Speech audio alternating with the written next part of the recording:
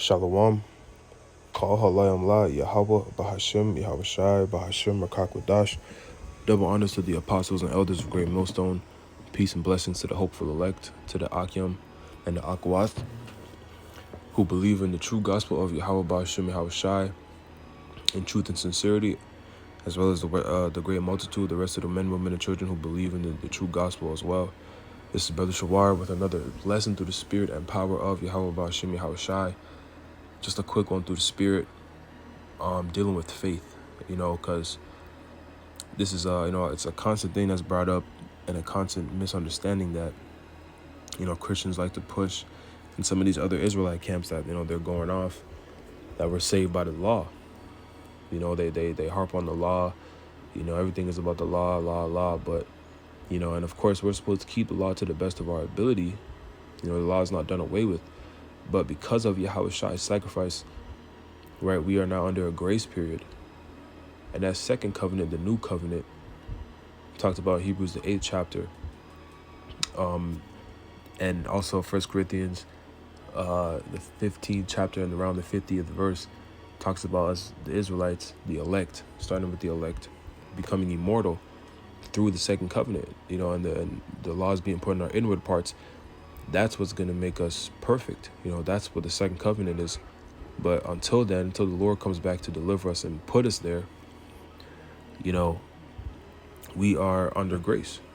So the law isn't, we're not going to be saved by keeping the law 100% because it's impossible in this captivity, in this day and age, in this world. It's impossible to keep the Lord's law 100%, especially as an Israelite. We're under the curses as well, going to Deuteronomy 28. 15 on down, right? And the Israelites are you so-called Negros, Latinos, and Native Americans, of course, and the rest of the Israelites are scattered amongst the other nations that may look like the other nations, but their lineage goes back to that of an Israelite, right?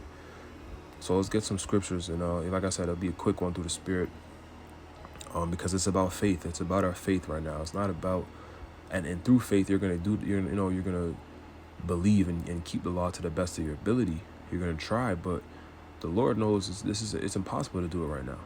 So it's about us trying, right? This is Ephesians 2:8. It reads, "For by grace are ye saved through faith, and that none of yourselves, it is the gift of the Most High." So we're under grace, like I said, and it's through faith.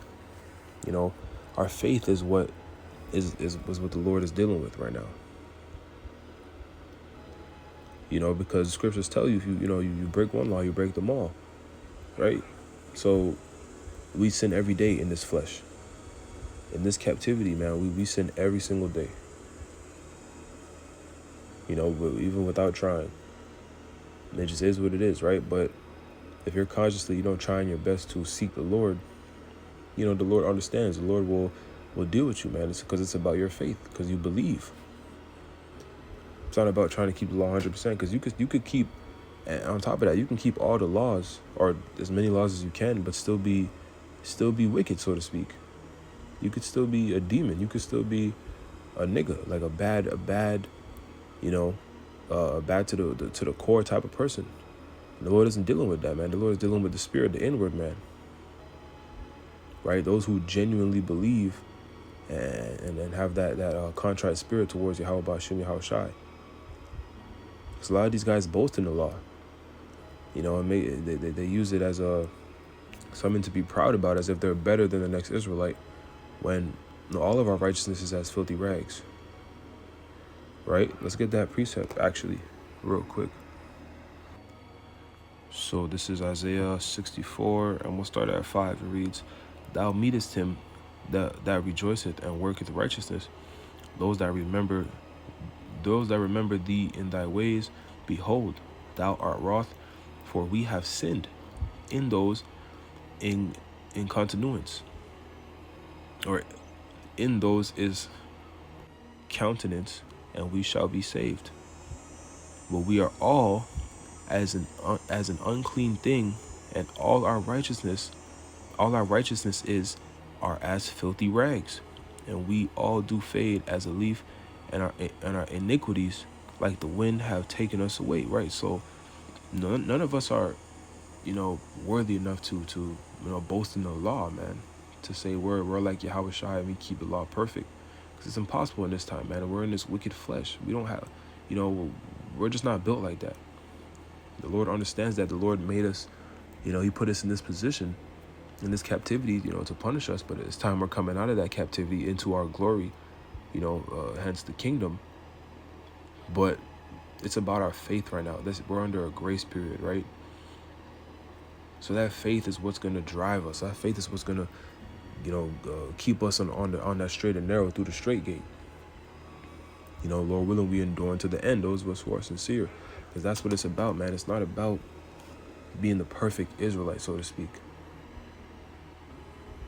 Right? Because a lot of these other camps, a lot of these Christians and whoever else, they're caught up in the wrong things, man. They don't understand the scripture. They don't understand the Lord. It's not about being the perfect Israelite, man. The Lord is going to make us perfect. It's about our faith and us trying, man. Us believing and doing the best we can until the very end. That's who the Lord is dealing with. Right? There's no perfect Israelite on this side. So, this is Judges. Matter of fact, let's get this in Romans 11:7. It reads, "What then? Israel have not obtained that which he seeketh for, but the election have obtained it, and the rest were blinded." Right? So only the elect is going to really have that faith and that true understanding, of the true gospel of the Lord. Right? Have everything 100% truth. And it starts with the apostles and elders of Great Millstone, those that believe in that same doctrine. Right? That remnant spoke about in Isaiah the 10th chapter, as well as other places in the scriptures. Right? That's the elect that was created in the foundations of earth. Right after Yahweh Shai, the first spirits. That's who the elect are. Right? And they're going to have that faith, and they're going to have that belief until the very end. They're not going to waver. They're not going to, the things of this world, Satan's devices aren't going to get them. Right? Esau, the so-called white man, Esau's plans and his, all these things they're not going to move the elect. The elect is going to have it right, and they're going to do it to the best of their ability. It's not going to be perfect, because that's not how the Lord said it was going to be. But the elect is gonna endure to the end through faith. Right? In Isaiah 33:6, that wisdom and knowledge shall be the stability of thy times. That's rooted in faith, man. So there's a big separation between the rest of Israel, even Jakes that know they're Israelites. Because, like the scriptures say, it's in Romans actually, all Israel is not that, all Israel isn't Israel, roughly paraphrasing. There's Israelites who there's obviously the 2/3, Zechariah 13:8, 2/3 of Israel that are marked for judgment, who were just, they're just wicked, caught up in the world. The Lord hasn't woken them up, There's them. There's the Israelites that are off and, are teaching vain doctrines. They're in the truth for the wrong reasons. They're using the truth for vanity, for personal gain, or whatever the case may be, or for clout, whatever the case may be.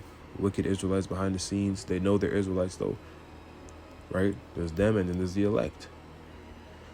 The true believers that the Lord is dealing with. Those are the ones who are going to obtain it, right? And that goes hand in hand with that faith. Faith and works go hand in hand, because you're going to know them by their works, right? The scriptures tell us you shall know them by their works. And faith without works is dead. Right? So they're going to do things the right way. They're not going to go off. They're not going to, use the truth for vainglory. You're going to be able to tell, man. If you have that spiritual discernment, then it's easy to see. And it's the men of Great Millstone first and foremost, right? And those that teach that same doctrine. So this is Judges 5:11. It reads, "They that are delivered from the noise of the archers in the places of drawing water." And that's talking about the future prophecy of World War III and those nuclear missiles. Right? That's going to be shot over to Babylon the Great, America, and obliterate that place you know, off the map. And the elect is going to be delivered from that, though, through those chariots, which people call UFOs, but that's another lesson for another day. Revelation 11 goes into that, right? But that's what it's talking about, right? Continuing on, it reads, there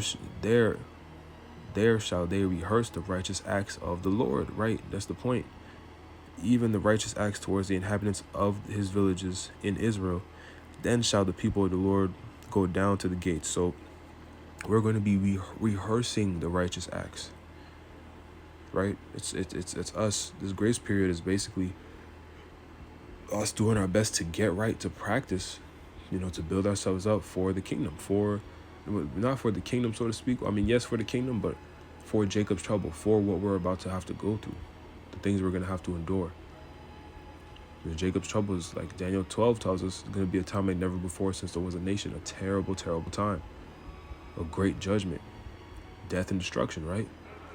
And to get delivered out of that, we have to be rooted in faith. The Lord is going to be dealing with us through our faith.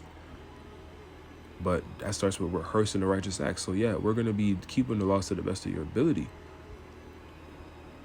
But we're not saved through that, through keeping the law perfect. It's not like, oh, whichever Israelite keeps the most laws, you know, perfectly, then they're the ones that's going to be saved. No, the scriptures never say that.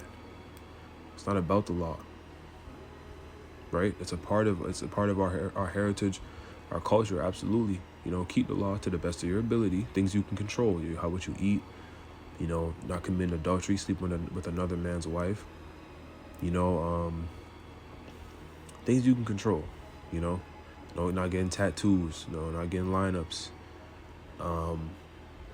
you know, the things that you can control in the law, you do to the best of your ability. Keeping the Sabbath when you can, because that's not even always, you know, always possible in this captivity, right? So it's through our faith, man. We'll get one more scripture and close it out. Like I said, I wanted this to be quick and to the point. So this is Matthew 10:22. It reads, "And ye shall be hated of all men for my name's sake, but he that endureth to the end shall be saved," right? So in that word, therefore, and this is Yahushua speaking, that word, therefore, endureth, the Greek word is hupomeno, and it means to endure through the trials. Matter of fact, let me pull it up. It means to persevere under misfortunes and trials, to hold fast to one's faith in Hamashiach. So faith, those who endure to the end, who keep the faith until the very end, until we see the Lord in the sky with those chariots getting ready to beam up the elect. Those that keep the faith until that very moment, right? That's who the Lord is dealing with. That's who's going to get saved. The 144,000, the governing body of men, you know, that are doing the work of the Lord, as well as the rest of the great multitude that believe. The men, women, and children who fill in the rest. 144,000. And the great multitude equal 1/3 of the nation of Israel, and the 2/3 they're out of there. They're going to get judged and be reborn through the loins of the elect on the other side in the kingdom, because all Israel is going to be saved at the end of the day. But right, that's for another day. So yeah, Lord willing, this was edifying. Did what it was supposed to do. Again, man, we're saved through our faith. It's not, the law isn't, you know, that's not what the Lord is going off of necessarily. Of course, don't willfully sin, but it's our faith, man. Our faith in striving to seek the Lord, man, and to do the best we can. Right? To do the work, you know, to be circumspect, to pray, and to keep the laws that we can keep, right? And just continue to believe in the prophecies, believe in the word until the very end, right? But in order to do that, you got to be in the scriptures. You got to continue to, you know, every day. It got to be a daily thing. Right, because this world will consume you with all the BS and the distractions going on. The world will consume you, right? So you got to stay occupied in the prophecies, or occupied in the scriptures. So, Lord willing, this is edifying. Like I said, I'm going to give all praises, honor, and glory to Yahweh, Bahashim, Yahushai, Bahashim, Makakwadash. Double honors to the apostles and elders of Great Millstone, Shalom, Kwan, Yasharala, and the Bible Ball. This is exactly what the Most High is going to do with his elect, with the nation of Israel in general. Because the nation of Israel will be a nation of superhumans on the planet Earth. And this is what's coming.